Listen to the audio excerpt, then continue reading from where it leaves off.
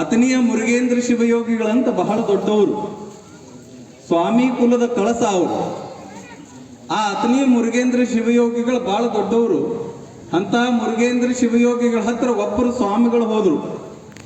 ಆ ಸ್ವಾಮಿಗಳು ಹೋಗಿ, ನಾನು ಮಠ ಕಟ್ಟಾಕತ್ತೀನ್ರಿಪ್ಪ, ತಾವು ಏನಾದ್ರೂ ಒಂದು ಆಶೀರ್ವಾದ ಮಾಡ್ರಿ ಅಂತ ಹೇಳಿದ್ರು.